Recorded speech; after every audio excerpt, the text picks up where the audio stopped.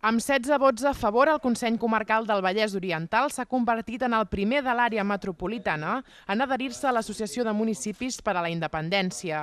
Aquest dimecres a la tarda, el ple del Consell ha dut a votació la moció presentada per Esquerra Republicana, que ha comptat amb el suport total de Convergència i Unió.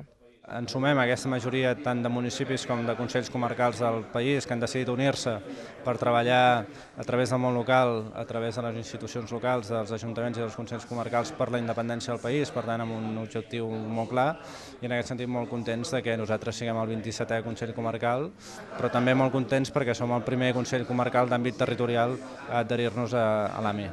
Pel grup comarcal de Convergència i Unió ha estat una satisfacció. De fet, havíem acordat amb l'Esquerra Republicana presentar-la conjuntament. No ha estat possible per motius tècnics, però en tot cas hi donem suport absolut perquè entenem que és traslladar al Consell Comarcal la realitat del que està passant al país.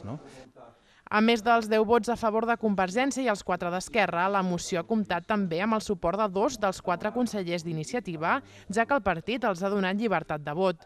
Que es debati sobre temes que interessen a la gent no és dolent, no pot ser considerat dolent mai de la vida per un representant polític. Per tant, nosaltres estem oberts a debatre de tot el que la gent vulgui que debatem i ens haurem de posicionar sobre tot el que la gent ens demani que ens posicionem. En aquest cas hem donat llibertat de vot perquè la nostra és una formació plural.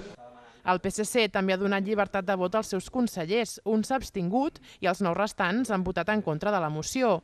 Els socialistes han criticat que es portés a debat un tema com aquest al Consell Comarcal, igual que el Partit Popular, que també hi ha votat en contra. Tradicionalment, històricament, el Consell Comarcal sempre ha estat un lloc de consens sobre polítiques públiques al servei dels ajuntaments i dels municipis. Per tant, crec que és innecessari, no és el lloc, ni som els electes per fer-ho, per debatre sobre qüestions d'aquest tipus. Creiem que no és una moció que toqui debatre aquí en el Consell Comarcal, ja que aquí no és una institució on tinguem que fer mítings polítics i parlar de política, sinó que tenim un consens, tenim un govern format per totes les forces polítiques i crec que una moció com aquesta l'únic que fa és trencar aquest consens.